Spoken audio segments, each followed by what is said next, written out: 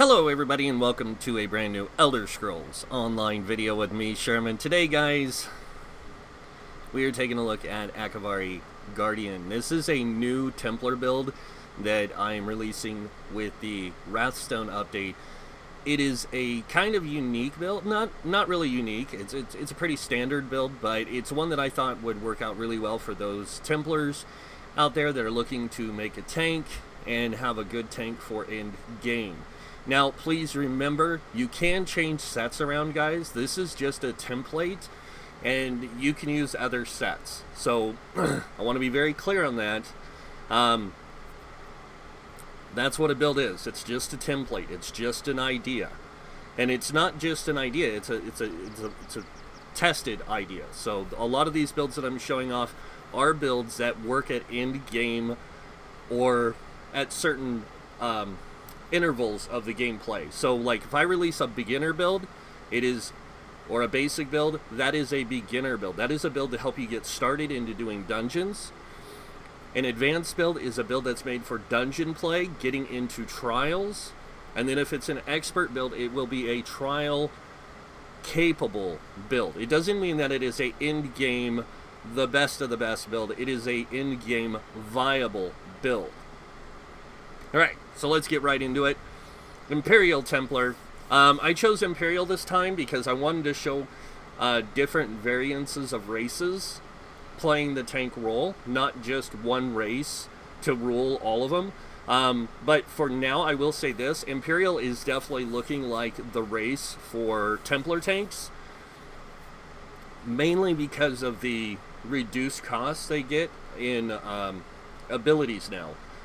Along with the Templar's own 4% reduced stamina and magicka costs and ultimate costs, the Imperial plays off of that really well, and it isn't a multiplicative, it's an additive bonus. So the 3% and the 4% go together, becomes 7%, and then if you're wearing one piece of light, one piece of medium, that 7% becomes a 9%, almost a 10% reduced cost in all abilities. So alright, taking a look at the stats, so 20k magicka, 40k health, 22k stamina. This is by far the most health-driven Templar tank I've made, and it is really powerful. You can even do this in Alkosh if you want, but this build is called Akaviri's Guardian for a reason. We'll get into that in a second. Magic recovery is coming in at 1132. We do have an 857 stamina recovery because we are using the Serpent Mundus Stone. I chose the Serpent for this build for one reason, because Templars can actually take advantage of stamina recovery, unlike other builds, because of their class shield. So, we'll get into that in a minute. We do have 24k spell resist with a 21k physical resist. I am going to show you what this build looks like when it buffs up. So here we go, there's the resistance buff. We're going to swap back over. We come in at 32 spell with 29k physical. This is running Lord Warden. We will be over pin cap on the spell resist, but that's fine. It's that extra spell resist is mainly for our group members from the Lord Warden set, and then that 3,000 extra that we'll get for physical is going to play really well with us as we're tanking. So, right. Moving on, we are using Tri-Stat food, and we do have Ebon Armory.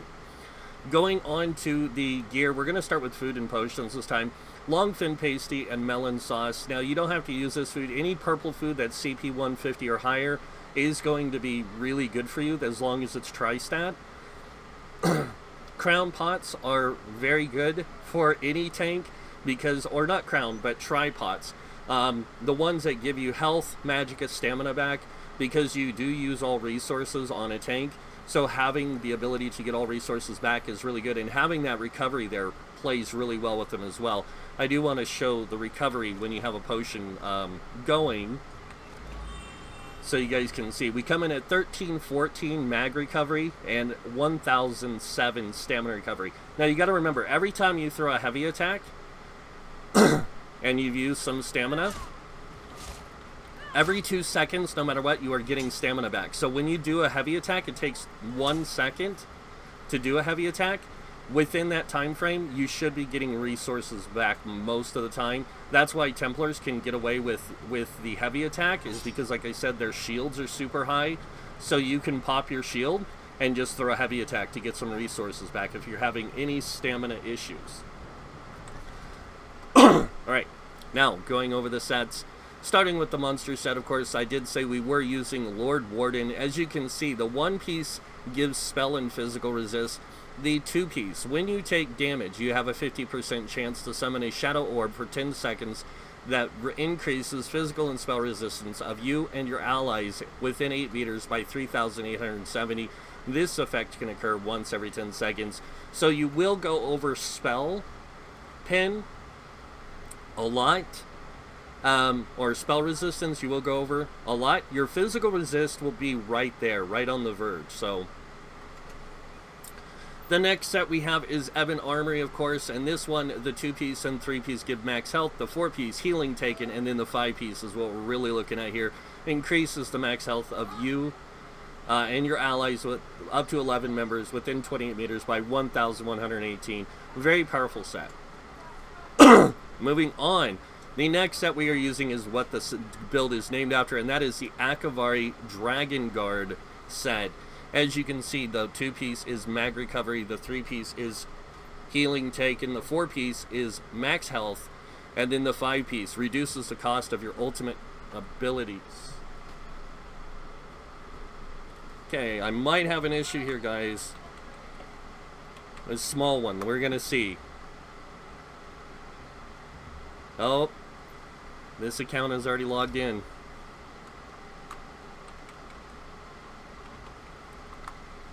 I'm gonna try and get back in and do the video, but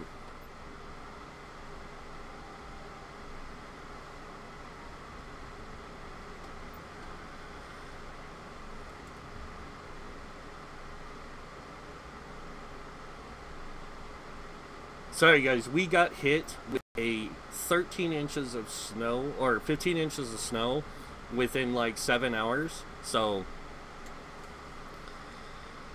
where I live, that just doesn't happen.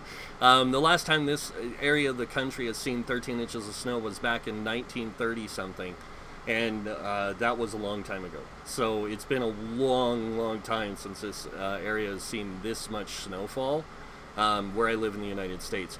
I do live in Arizona, so you guys can guess that having snowfall like that is pretty crazy. So going back into this, and I do apologize, guys. So Akaviri Dragon Guard, the 5 piece, reduces the cost of your ultimate abilities by 15%. I apologize for the weather, guys. There's nothing I can do about it. I just want to get this video out. So, but this is the Akaviri Dragon Guard set. Very powerful, very good. For any tank, especially this is more of a build that's made for like you can main tank with this and you can off tank with this, because you can switch the dragon set out for Alkosh if you want to and still run Lord Warden, as long as you stick to anything other than a Nord. I know a lot of people will be like, well, you can still play a Nord, it doesn't matter, resistances, da-da-da. No, it does matter, because you're wasting resources. You're wasting the resistance resource that the race gives. So, but yeah, this is Akaviri Dragon Guard, really good set. So now let's go over the traits and the way we have them set up. On the monster set, the chest and the legs, the helm, chest, and legs, we all have infused with tri-stats. We also have a tri-stat enchant on the shield. On the smaller pieces, we are running healthy enchants and all sturdy. So the small pieces are all sturdy, the big pieces are infused. You do not have to use infused, guys. You can use sturdy here, but I find that this works out better because you do get more stats. Moving on to the jewelry, we are running 2 tri-rune. You can run healthy here, but the third one, the necklace, you want to run infused with a magic recovery enchant. Moving down now to the shield, like I said, tri-stat sturdy. So you want to have at least 5 pieces of sturdy, so you get another 20% block cost reduction.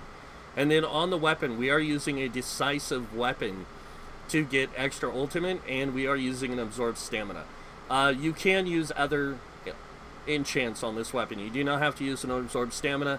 I just find it works better to my advantage at sustaining when I have that resource management, the absorbed stamina on there.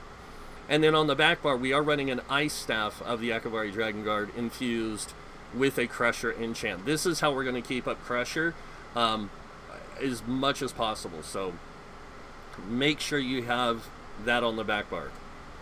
Alright, now that we've seen the gear, the enchants and all that, let's go ahead and take a look at the skills.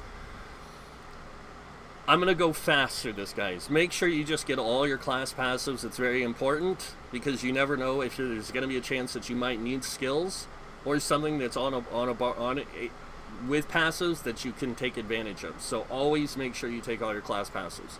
Moving on to weapons, make sure you get all the sword and board passives and destruction staff passives.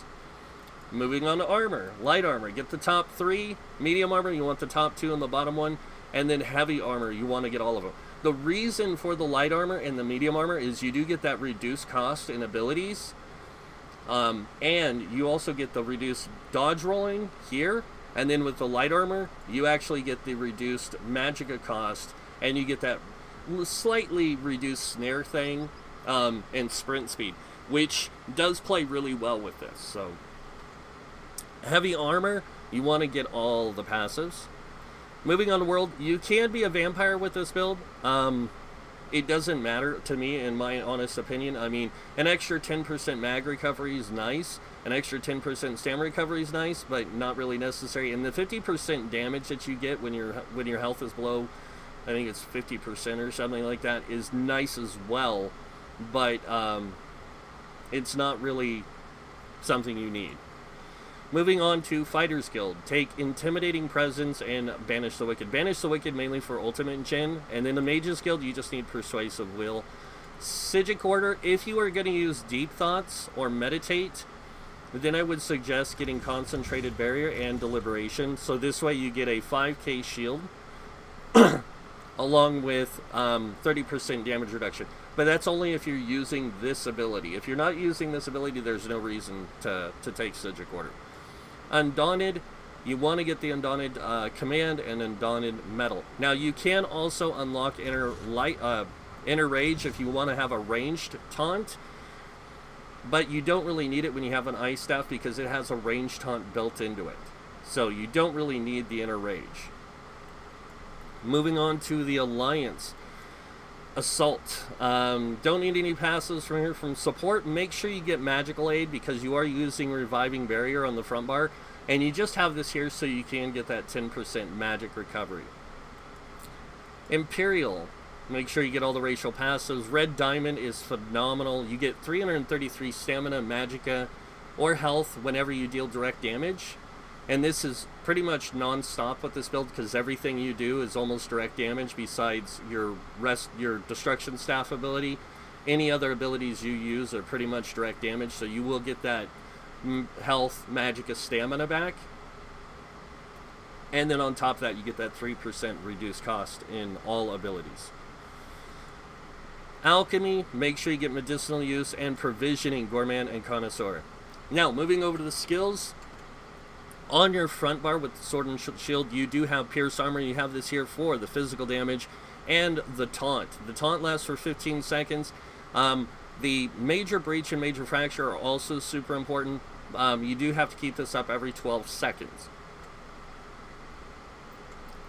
Next on your bar, we have Heroic Slash. We have this here for the damage, the reduced movement speed, the minor maim, and gaining minor heroism. So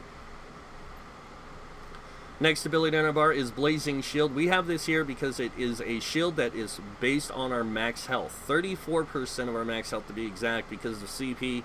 And then the shield grows in strength by each enemy around you by 4%. So you can actually get a really nice shield out of this. When the shield expires, it explodes outward, dealing 34% of the damage it absorbed to nearby enemies. So anytime you recast this or you cast it and it expires, the shield will do damage back to the enemies, and it's a decent amount of damage. And on top of that, you also get the Ajax Spear, Burning Light, which does damage back to enemies, and then also Spear Wall, which is pretty good. This gives you minor protection for 3 seconds whenever you activate the shield, and that 8% damage reduction is even for your shield. So it's pretty nice. Next up, we have Resolving Vigor. Now you can swap this out if you want for the Restoring Light, Honor the Dead. It's probably going to be the second best heal you can get with this setup.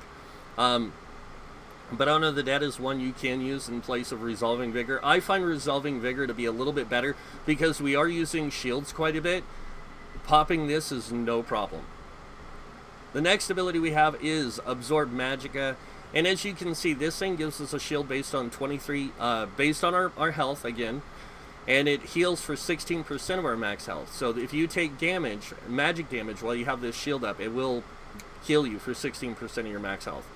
On top of that, it reduces the cost of your blocking and increases your block capability by 8%. So you get 8% reduced cost and 8% extra blocking capability. So make sure you have this on your bar, especially for Templar, because they're not like DKs where they get an extra 10%. This helps them immensely. Next ability is Reviving Barrier. This is here exactly for what I said. It's for the support passive, Magicka Aid, but you can use it too if you're in dire situations where you need the extra protection. You can use it. And look how much this thing costs, 158, because of the 7% reduced ultimate cost that we get for being a Nord and an Imperial Templar with Akaviri Dragon Guard. So really, really powerful. Moving on to the back bar, this is our Ice Staff bar, and we have here Silver Leash. We have this here to pull enemies to us. It is a stamina cost ability, so it can burn through stamina if you have to chain 2 or 3 enemies to you. Be careful with this. Make sure you have a potion ready to activate when you utilize this skill more than once. Next up, we have Blockade of Frost. This is going to be your main CC. Now, this thing doesn't do a lot of damage, but it does reduce the movement speed of any enemy walking through the 18 by 12 meter area that the wall is in by 60%. Any enemy that becomes chilled while in this can become immobilized for 4 seconds. So, it's a really good CC. Next ability we have is Power of the Light. We have this here because it does apply Minor Breach and Minor Fracture. This increases the group's DPS by increasing the spell and physical or reducing the spell and physical resistance even more. This you want to cast at least every 6 seconds. As soon as this thing goes off, you want to try and recast it and keep it up as much as possible. The reason for that isn't just a Minor Breach and Minor Fracture. It also stacks damage up to 13k damage. So, really good. Next ability we have, and you can choose the morph of this, Extended Ritual, or you can use Ritual Retribution. The reason I like Ritual Retribution over Extended Ritual does remove 5 negative effects from you and heals you for a little bit more. And it can be used as a synergy by your group members. But the problem is that that's all it does. When you use it as Ritual Retribution, it heals you for 2 negative effects and then heals you every 2 seconds for 803. It actually can go up a lot higher. And then enemies in it take 846. This thing can deal about 1k magic damage normally. So it's actually pretty good. Next up, we have Restoring Focus. We have this here for a Major Ward and Major Resolve. This is our physical and spell resistance buff. It also gives us 240 stamina every second.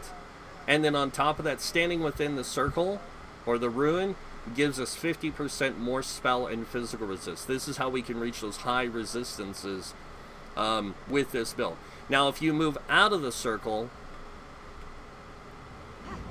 while you have this up, your resistances do not stay that high. But even with the extra 3,000 and something, it'll still be good if you have the Shadow Shadow Lord Warden Shadow Orb near you.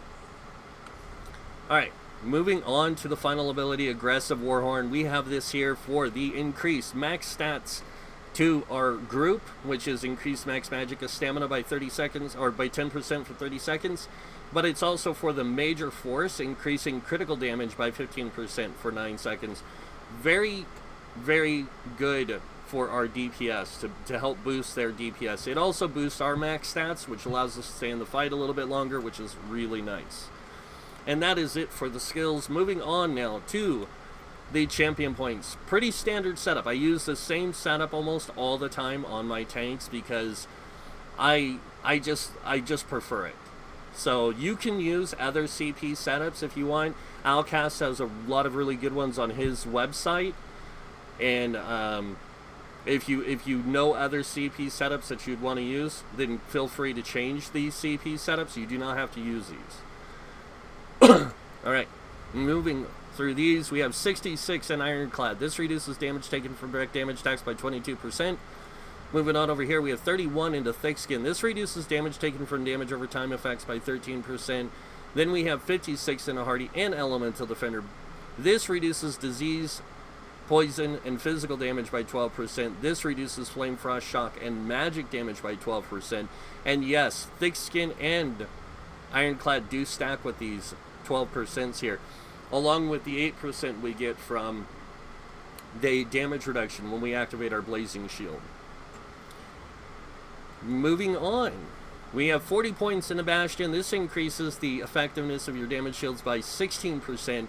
You don't have to use this if you don't want to, but it does improve the strength of the shield on a Templar a lot better than other classes. So we do have 19 in a Quick Recovery, increasing healing received by 5%. Remember, whenever a Templar uses, whenever you use Ritual of Retribution or you're restoring focus, you do get a you do get the Restoring Light's Mending passive, which increases your healing of Restoring Light by 12% when depending on the severity of the wounds. But you also get Sacred Ground, which gives you 10% minor mending, which is 8% healing done. So this does go with the not your healing received, but it does go into another factor that you have that allows you for better heals.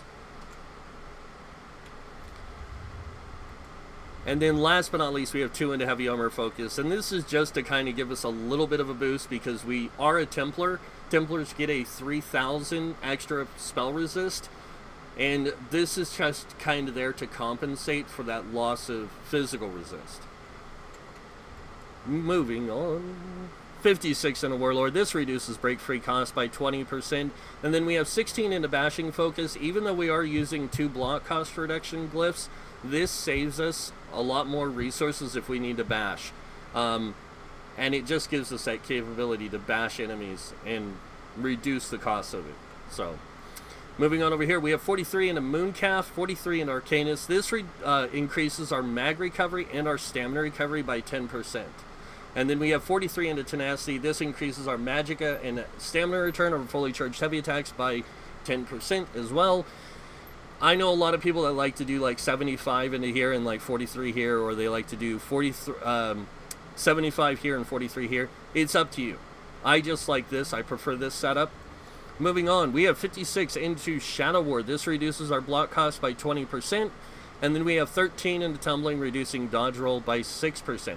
Now, because of this 6%, we also get another 4% for wearing 1 piece of medium armor. That makes us have a 10% reduced cost in dodge rolling. Just clarifying that right now. So, moving on. 43 into Blast. This increases healing done by 10%. And then 56 into Elfborn. This increases critical damage and critical healing with magic abilities by 20%. Moving into the middle tree here, we have 16 into Physical Weapon Expert and 40 into Master Arms. This increases, Physical Weapon Expert increases our light and heavy attacks with our one-handed sword and shield abilities by 10%. Since we are on sword and shield most of the time, This just helps us deal a little bit more damage. And then the 40 into Mastered Arms increases our direct damage done, which means our light heavy attacks, heroic slash, and our pierce armor are all boosted by this, along with our heavy attack from our ice staff. Now, the main reason why we put this many points in here is to get Reposit, which allows us to, whenever we block an attack, to deal damage back to our enemies on a 15% chance every 5 seconds. So it's really good because we do block a lot. Moving on over here, we have 23 into Thaumaturge. This increases your damage done with damage over time effects by 10%. Not necessarily needed, but it does help with the ice wall damage. So that's why I have it here. And then we have 43 into Mighty. This increases physical, poison, disease damage by 10%. And then we have 40 into Precise Strikes. This increases your critical damage and critical healing with stamina abilities by 16%. And then 9 into Piercing. If you wanted to, guys, you could take the 9 out of here and the 23 out of here, and you could put it into Physical Weapon or Elemental Expert, and you could drop Elfborn down to 30 or 40, and then put into here, and then take the rest of the points and put it into Piercing if you wanted to, or something. So this way you could get more frost damage from the ice staffs if you wanted to. I mean, that's just up to you. Alright, so that is it for the Akaviri Guardian build, guys. I know a lot of people have been saying that they're concerned with my builds because they're not meta. But honestly, guys, there's so many ways that you can set up a tank that this is just one option. The other build I released is another option. If you feel like you could do better with a different setup, do it. I'm not saying these builds have to be played to the exact. I'm letting you guys know this. These are just builds, they're templates, they're ideas that people can use, and that's it. If there's something about it you don't like, change it. Feel free to. But that's pretty much it for the build, guys. I hope you guys like it. If you guys do, you know what's coming next. Go ahead and hit that like button. If you guys want to see more builds by me, go ahead and subscribe. Other than that, I want to thank you all for watching. Until next time, have a wonderful day. And this guy might see you in game. Bye.